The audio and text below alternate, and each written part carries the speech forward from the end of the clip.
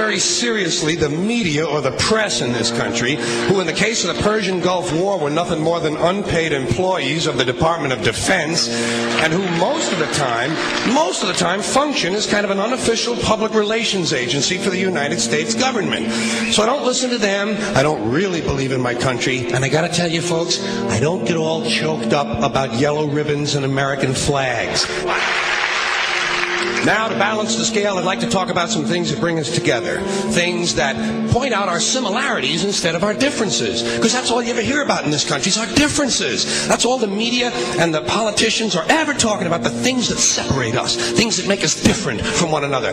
That's the way the ruling class operates in any society. They try to divide the rest of the people. They keep the lower and the middle classes fighting with each other so that they, the rich, can run off with all the fucking money. Fairly simple thing happens to work.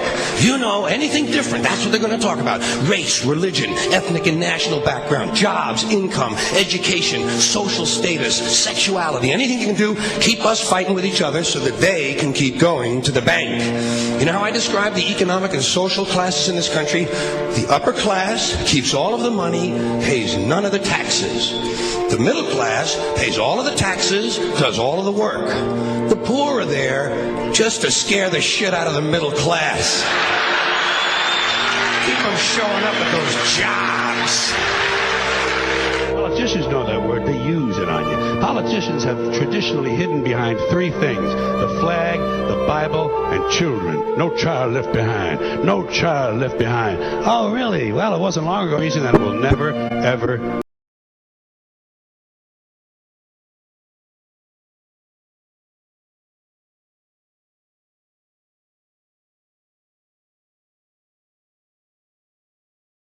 ever be fixed. It's never going to get any better. Don't look for it. Be happy with what you got. Because the owners of this country don't want that. I'm talking about the real owners now. The big, the wealthy, the real owners, the big wealthy business interests that control things and make all the important decisions. Forget the politicians. They're irrelevant. The politicians are put there to give you the idea that you have freedom of choice. You don't. You have no choice. You have owners. They own you. They own everything. They own all the important land. They own and control the corporations. They've long since bought and paid for the Senate, the Congress, the state houses, the city halls. They got the judges in their back pockets, and they own all the big all the big media companies. So they control just about all of the news and information you get to hear. They got you by the balls.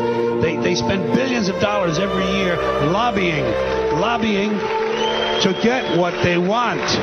Well, we know what they want. They want more for themselves and less for everybody else. But I'll tell you what they don't want. They don't want a population of citizens capable of critical thinking. They don't want well-informed, well-educated people capable of critical thinking. They're not interested in that. That doesn't help them. That's against their interest. That's right. You know something? They don't want people who are smart enough to sit around the kitchen table and figure out how badly they're getting fucked by a system that threw them overboard 30 fucking years ago. They don't want that. You know what they want? They want obedient workers. Obedient workers. People who are just smart enough to run the machines and do the paperwork and just dumb enough to passively accept all these increasingly shittier jobs with the lower pay, the longer hours, the reduced benefits, the end of overtime, and the vanishing pension that disappears the minute you go to collect it. And now they're coming for your Social Security money. They want your fucking retirement money. They want it back so they can give it to their criminal friends on Wall Street. And you know something? They'll get it. They'll get it all from you sooner or later because they own this fucking place. It's a big club and you ain't in it. You and I are not in the big club.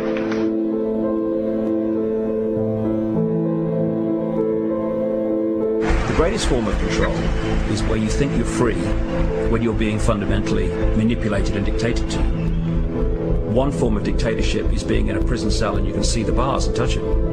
The other one is sitting in a prison cell but you can't see the bar, you think you're free. What the human race is suffering from is mass hypnosis. We are being hypnotized by people like this. Newsreaders, politicians, teachers, lecturers. We are in a country and in a world that is being run by unbelievably sick people.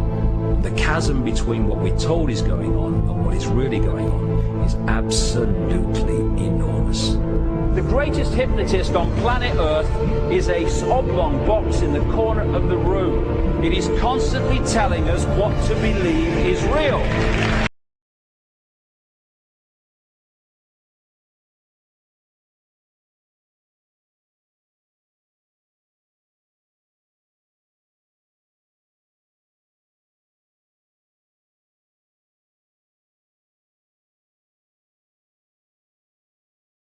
Restricting the body does not necessarily mean restricting the mind. The Freemason recognizes that their plan for a global government hinges completely on subduing the masses to their agenda, and thus eliminating opposition to their cause. And the greatest threat to their plan, posing more danger than any army or law, is the threat of a free-thinking mind. In order to eliminate this threat and to achieve their objective, the Masons have set about the boldest plan ever devised: the complete control of every aspect of human life.